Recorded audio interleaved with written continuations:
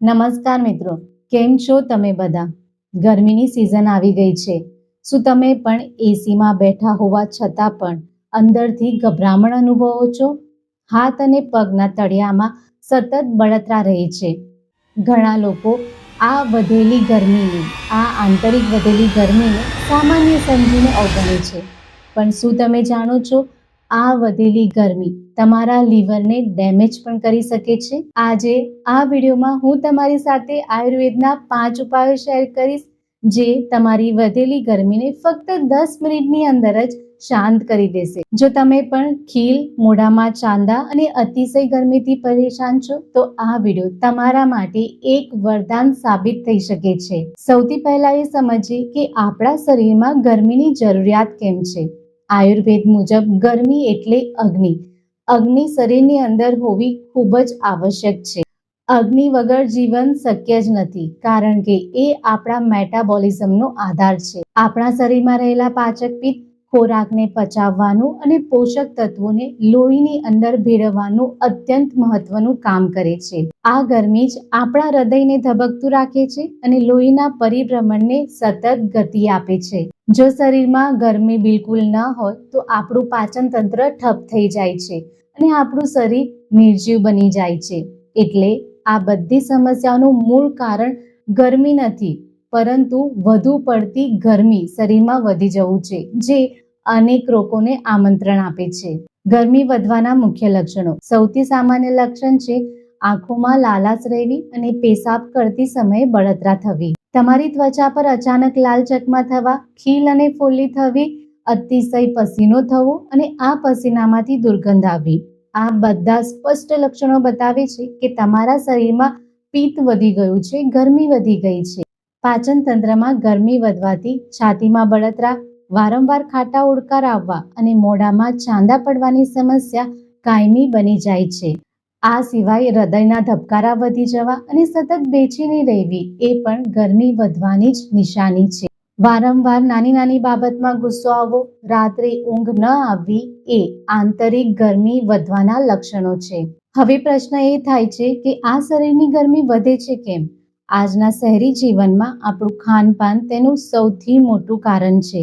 જેમ કે વધુ પડતી ચા, કોફી અને મસાલેદાર જંક ફૂડ, લાંબો સમય કડક તડકામાં રહેવું, સતત માનસિક તાણ અને ચિંતામાં રહેવું એ પિત્ત દોષને વધારે છે. રાત્રે મોડા સુધી જાગવું અને અપૂરતી ઊંઘ શરીરને ઠંડુ થવાનો સમય જ નથી આપતું, જે આંતરિક ગરમીને વધારે છે. ચાલો હવે ગરમીને દૂર કરવાના, શરીરને ઠંડુ રાખવાના 5 ઉપાયો કયા છે એ સમજીએ. સૌથી પહેલા છે ગોંદ કતીરાનો ચમત્કાર. શરીરની આંતરિક ગરમીને બહાર કાઢવા માટે આયુર્વેદમાં ગોંદ કતીરાને એક કુદરતી વરદાન માનવામાં આવે છે. આ કોઈ સાધારણ ગુંદ નથી. એની તાસીર ખૂબ જ ઠંડી છે, જે ઉનાળાની ગરમીમાં તમારા શરીરને એસી જેવી ઠંડક આપે છે. જુઓ, આ ગોંદ કતીરા તમને કોઈ પણ સુપર સ્ટોરમાં, આયુર્વેદિકની દુકાન ઉપર અથવા તો ઓનલાઈન ઇઝીલી મળી રહેશે. આ ગોંદ કતીરા ખૂબ જ સસ્તો આવે છે. તમારે ગોંદ કતીરાના 2 થી 3 નાના ટુકડા લેવાના છે અને રાત્રે પાણીમાં પલાળી દેવાનું છે. સવારે તમે જોશો કે આ ગોંદ કતીરા એકદમ ફૂલી ગયો છે અને એક જેલી જેવું બની ગયું છે. હવે 1 ગ્લાસ પાણી લઈ લેવું, એની અંદર 1 ચમચી ગોંદ કતીરાને નાખી દેવું, બરાબર મિક્સ કરીને તમારે એને પી લેવાનું છે. આ ગોંદ કતીરાને તમે દૂધની સાથે લઈ શકો છો, સિકંજીની અંદર, શરબતની અંદર નાખીને લઈ શકો છો, ગુલકંદની સાથે પણ તમે એને લઈ શકો છો. સવારે ખાલી પેટ જ્યારે તમે આ ગોંદ કતીરાને લો છો તો પૂરા દિવસ તમારું શરીર અંદરથી ઠંડુ રહે છે. લૂ લાગવાથી તમે બચી શકો છો. ગોંદ કતીરા તમારા આંતરડાની ગરમીને શોષી લે છે અને તમને ઇન્સ્ટન્ટ ઠંડક આપે છે. ગરમીના કારણે જો તમને આંખ અને પગને તળિયામાં બળતરા થતી હોય તો આ જેલીને આંખો ઉપર અને પગના તળિયા ઉપર 10 મિનિટ લગાવી રાખવામાં આવે તો તમારી ગરમી શાંત થાય છે. તમને તમારી બળતરામાં તાત્કાલિક રાહત મળે છે. આપણને ઘણીવાર બપોરના સમયે ઓફિસના કામથી યા ઘરના કામથી અચાનક બહાર જવું પડતું હોય છે, તો આ સીધી ગરમી પિત્તને ઉત્તેજિત કરે છે. જ્યારે પણ બહાર જાઓ ત્યારે માથાને સફેદ સુતરાઉ કાપડ કે ટોપીથી ઢાંકીને રાખવું ખૂબ જ અનિવાર્ય છે. બની શકે ત્યાં સુધી સવારે 11 થી 4 ગાળામાં બહાર જવાનું ટાળવું જોઈએ. હંમેશા સુતરાઉ કપડાં પહેરવા જોઈએ, જેના કારણે પસીનો જલ્દીથી સુકાઈ જાય છે અને શરીર ઠંડુ રહે છે. ગરમી લાગે ત્યારે આપણે બધા ફ્રીજનો દરવાજો ખોલીએ છીએ અને અંદર રાખેલું ઠંડુ ઠંડુ કોલ્ડ ડ્રિંક પીએ છીએ. પણ શું તમે જાણો છો, આ ઠંડુ કોલ્ડ ડ્રિંક તમને થોડી વાર માટે રાહત આપે છે. એ તમારી અંદરની ગરમીને બહાર નથી કાઢતું, એ ગરમીને દબાવે છે અને આપણા પાચનને પણ બગાડે છે. એના બદલે તમારે શેરડીનો તાજો રસ પીવો જોઈએ, જે તમારા લીવરની ગરમીને પેશાબ વાટે બહાર કાઢે છે. નારિયેળ પાણી પીવું જોઈએ, જે આપણા શરીરમાં ઇલેક્ટ્રોલાઇટ્સનું સંતુલન જાળવે છે અને બોડીને હાઇડ્રેટ રાખે છે.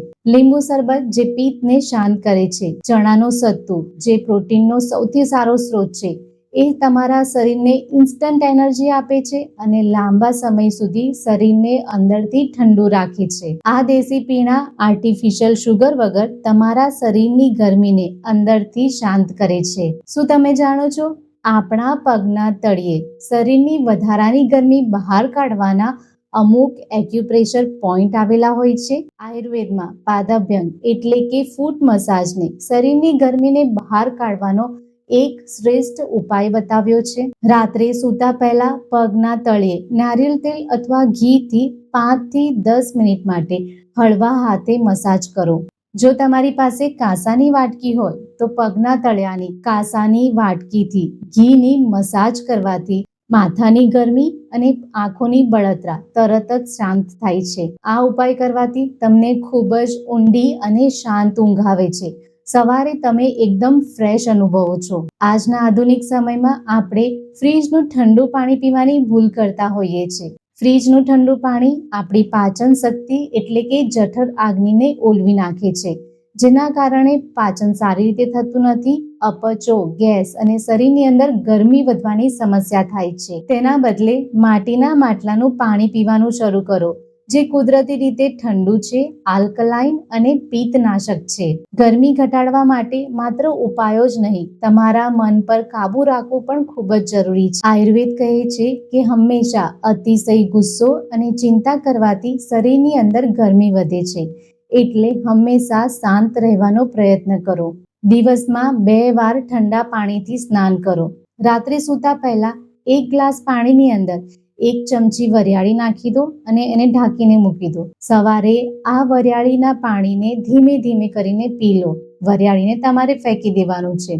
આ પાણી તમારા શરીરને અંદરથી ડિટોક્સ કરશે અને પિત્તને શાંત પણ કરે છે. આ ઉપાયો માત્ર ગરમીને ઓછી કરવા માટે જ નહીં, તમારી હેલ્થને વધુ સારી કરવા માટે પણ ખૂબ જ ફાયદાકારક છે. તો મિત્રો, આ હતા શરીરની ગરમીને જડ મૂળથી દૂર કરવાના સરળ અને અસરકારક આયુર્વેદિક ઉપાયો. આ ઉપયોગી માહિતી તમારા વોટ્સએપ ગ્રુપની અંદર અને ખાસ કરીને ઉંમરલાયક વ્યક્તિઓ સાથે જરૂરથી શેર કરજો. વિડીયો સારો લાગ્યો હોય તો વિડીયોને લાઈક કરજો. ચેનલ પર નવા છો તો ચેનલને સબસ્ક્રાઇબ કરી લેજો. તમારો કોઈ પણ પ્રશ્ન હોય તો કમેન્ટ બોક્સમાં જરૂરથી જણાવજો. એ પ્રશ્નનો જવાબ આપવાની હું જરૂરથી ટ્રાય કરીશ. હંમેશા ખુશ રહો, સ્વસ્થ રહો. આભાર.